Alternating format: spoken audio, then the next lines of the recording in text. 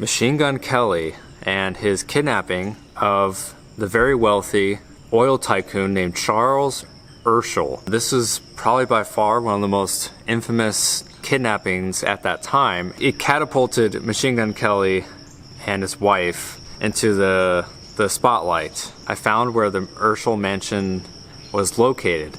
I thought, to me, the way that the article made it sounded like it was like its own property, like way far away from anything.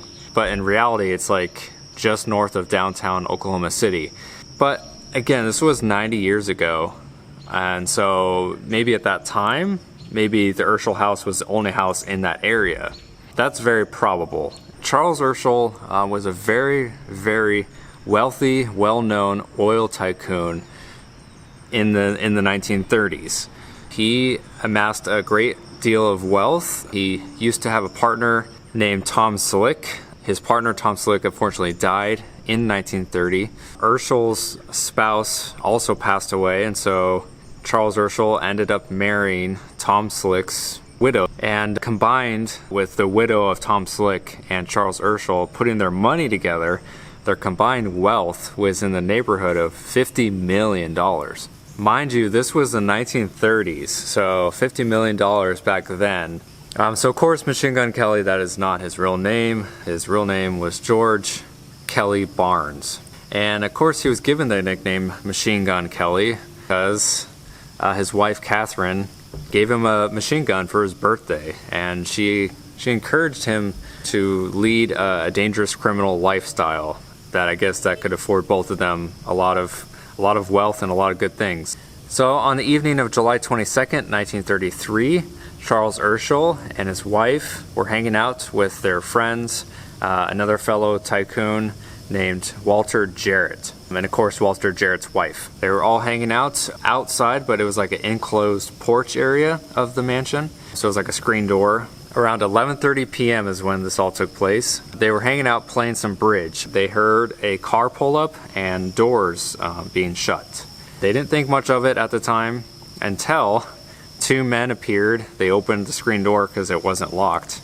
They opened the screen door and they both produced guns. One of them had a .45 Colt caliber pistol, and the other one had, as you can guess it, a .45 caliber submachine gun. I wonder which one of the men had the machine gun. So right when the guys appeared with the guns, Charles Urschel's wife, Bernice, screamed, and of course Machine Gun Kelly and his accomplice both stated, "Don't scream or we'll blow your heads off." This is when they asked, "Which one of you is Urschel?" That is what Machine Gun Kelly and his accomplice asked. You would think before doing a kidnapping that you would know which one you're supposed to kidnap. I mean, I'm sorry, I just kind of find it comical that this is like a huge kidnapping, like a very wealthy guy that you're trying to extort a lot of money from. You would think that they would do more planning and make sure that they knew exactly what he looked like before the kidnapping happened. Urschel and Walter Jarrett didn't say anything, and so Machine Gun Kelly said, "All right then, we'll take both of you." Due to the recent amount of kidnappings that were going on during the 1920s and 30s, this was like the period of time where gangsters were really starting to come out because of the Great Depression. There was a new hotline, a kidnapping hotline, that they printed the number in the newspaper when the two men, of course, were kidnapped. Bernice and Walter Jarrett's wife, both of them, they called. The number actually went right to the director of the FBI, which of course at that time was J. Edgar Hoover. Within 90 minutes of the kidnapping, a special agent was dispatched to the Urschel household. So Machine Gun Kelly, he was originally from Tennessee, and so I think he must have had a pretty strong Tennessee accent.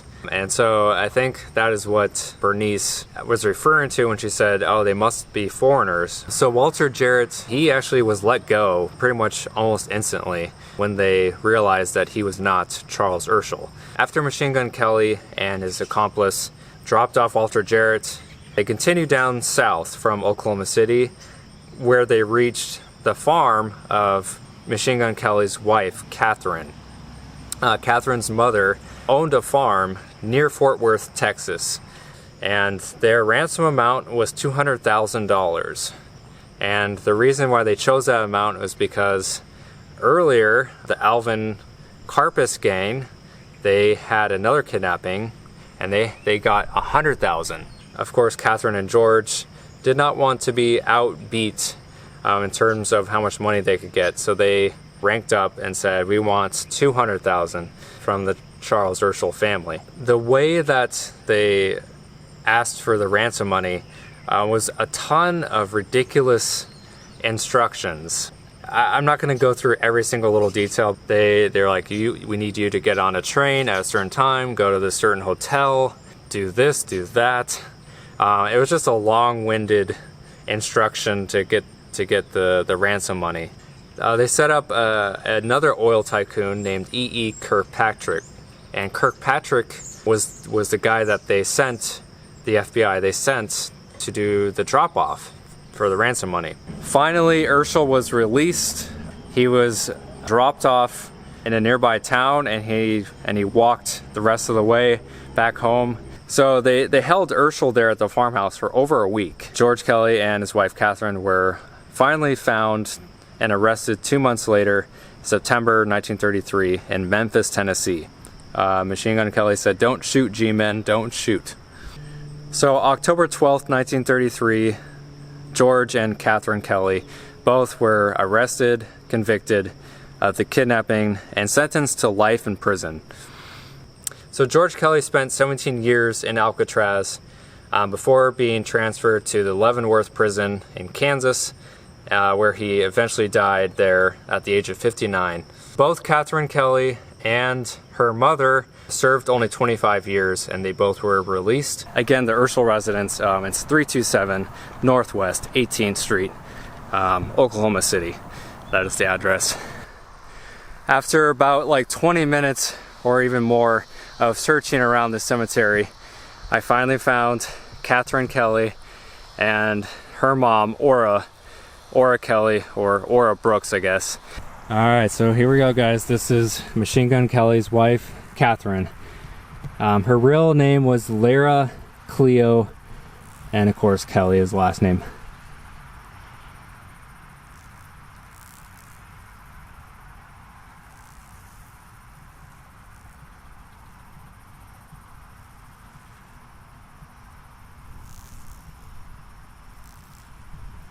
And this is Catherine's mother, Ora.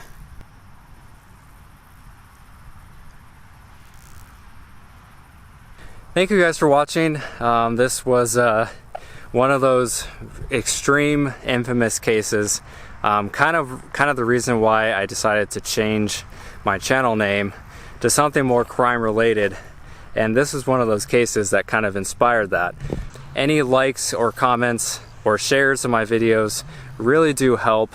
So the more that you can do to kind of help spread my channel, the better. I'm filming this on August 15th, 2020, and as of August 15th, 2020, I'm at 10,000 subscribers. And who knows, by the time I upload this, maybe my channel will be doing a lot better. Foreseeing the future, maybe, I hope.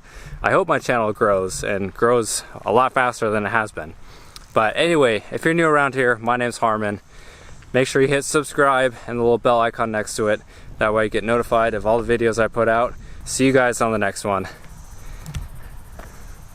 Take care.